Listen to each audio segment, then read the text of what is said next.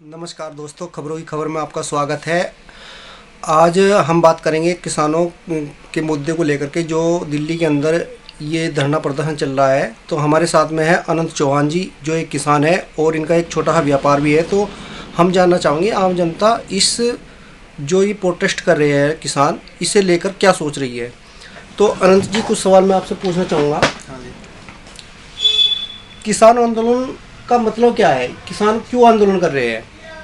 देखो, जब ये 2-3 महीने पहले जब ये आंदोलन शुरू हुआ, तो जब इसका मतलब एमएसपी से था, जो हमारे इलाके के मुजफ्फरनगर, सहारनपुर, हरिद्वार, देहरादून के जो किसान हैं, हम लोगों को ये पता था कि एमएसपी के लिए हो रहा। एमएसपी मिनिमम सपोर्ट प्राइस, यानी कि कम से कम मूल्य जो सरकार तय करती है कि इस पर सरकार खरीद करेगी, वो एमएसपी है। तो एमएसपी के लिए जो आंदोलन शुरू हुआ, अब उस आंदोलन को एमएसपी, अब सरकार ने इनकी जो डिमांड थी एमएसपी की डिमांड भी मान ली। उसके बावजूद इस आंदोलन का कोई मतलब नहीं रहा। नहीं, एमएसपी की मांग तो सरकार ने मांग ली, पर ये एमएसपी की मांग किसानों ने करी थी सरकार से, या सरकार ने अपना आप ही? नहीं, एमएसपी तो 40-45 साल से लागू, 1966-67 से। पर एमएसपी लागू करके सरकार घोषणा कर देती थी कि ये एमएसपी है। मान लिया सरकार ने घोषणा कर दी 1500 रुपये क्विंटल गेहूँ की एमएसपी तय कर दी, पर सरकार तो उसको खरीदती थी। पहले की सरकारें तो कुछ खरीदती नहीं थी।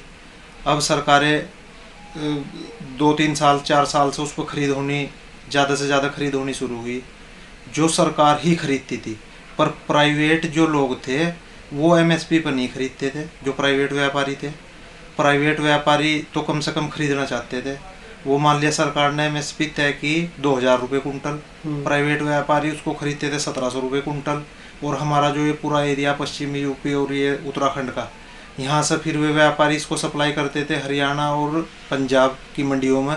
वहाँ दलालों के थ्रू माल बेचते थे, यानी कि यहाँ किसानों को रेट मिल नहीं पाता था। अब सरकार जो कानून लाई, तो उसमें एमएसपी को कानूनी अधिकार नहीं था। सरकार का अपना रेट तो एमएसपी था, पर प्राइवेट के लिए एमएसपी नहीं था। अब जो किसानों की मांग ये थी कि इसको कानून बना दिया जाए। मतलब अब अगर कोई प्राइवेट आदमी भी खरीदेगा तो उसको भी सरकारी रेट पे ही खरीदना पड़ेगा।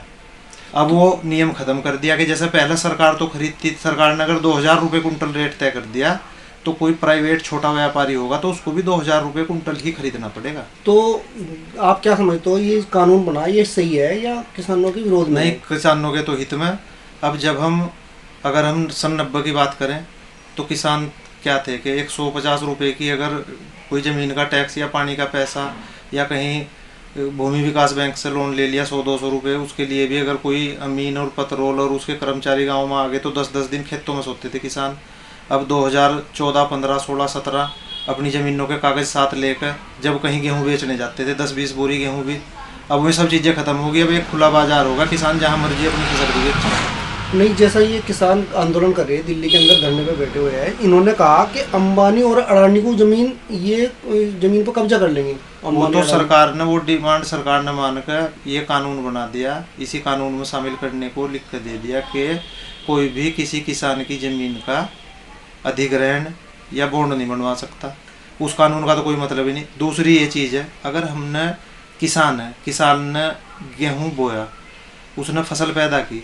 वैसे तो हमारा जितना भी एरिया है, यहाँ 90% किसान हैं जो 10 बीघे 20 बीघे वाले किसान हैं, जिनके यहाँ 30 बोरी 40 बोरी गेहूँ पैदा होता है। उससे कमी होता है या उतना होता है। 90% मतलब किसान का मतलब हम लगा के चलेंगे एक 20 बीघे ज़मीन वाला आदमी। तो पहली बात तो अपना गेहूँ मंडी में लेकर नहीं जा सकता। अब जब सरकार ने एमएसपी को कानूनी रूप दे दिया, तो उसका प्राइवेट व्यापारी को, वो पहले से ही बेचता आ रहा, तो हमें मंडी से कोई लेना देना नहीं है, तो प्राइवेट व्यापारी भी उसी पे ही खरीद देगा। दूसरी चीज़, अगर अंबानी अडानी ने खरीद भी लिया, तो जब कानूनी रूप हो गया एमएसपी, तो किसान को उस चीज़ से क्या मतलब कि वो अंबानी खरीद दे, टाटा खरीद दे, बिरला खरीद दे, उसको इस चीज़ से कोई लेना देना नहीं। किसान को अपना गेहूँ एमएसपी बेचना, उसको अडानी ले जाए, उसको अंबानी ले जाए, या उसको टाटा बिरला ले जाए, या उसको कोई भी एक छोटा प्राइवेट व्यापारी ले जाए, किसान को तो अपना गेहूँ बेचना और अगली फसल की तैयारी करनी है। अब वो उस गेहूँ को किस रेट पर बेचेगा?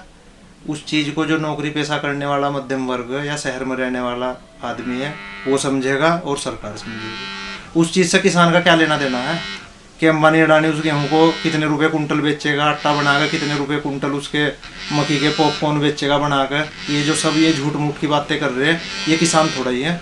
किसान को तो अपनी फसल बेच दी, वो टाटा को बेचे, अंबानी को, बिरला को, प्राइवेट व्यापारी को बेच कर अपनी अगली फसल की तैयारी करे। किसान को उस चीज़ से कोई लेना देना नहीं है। अनंत जी आप ये बताइए, जो ये प्रोटेस्ट चल रहा है ये मतलब किस हद तक ठीक है? ये मतलब ये प्रोटेस्ट ठीक था, एमएसपी की मांग तक ठीक था, ठीक, मंडियों की मांग तक ठीक था। जब सरकार ने पूरी ईमानदारी से, पूरी सच्चाई से, पहली बार जब से हमने होश संभाला 30 साल से, पहली बार इतनी शालीनता से कोई बात सुन रही कोई सरकार और उसको मान रही झुक कर किसानों के सामने या मजदूरों के सामने, उसके बावजूद भी झूठ मूठ का आंदोलन खड़ा करना, सारी मांग मानने के बावजूद जिन मांगों से आंदोलन शुरू हुआ था, इसका भी कोई औचित्य नहीं है, इसका भी कोई मतलब नहीं है। ये तो एक बॉन्डर बनाया जा रहा और इसका कोई मतलब नहीं है। चलिए आपसे बात करके बहुत अच्छा लगा। ये थे अनंत चौहान जी हमारे साथ में, जो किसान भी है और एक छोटा किसान।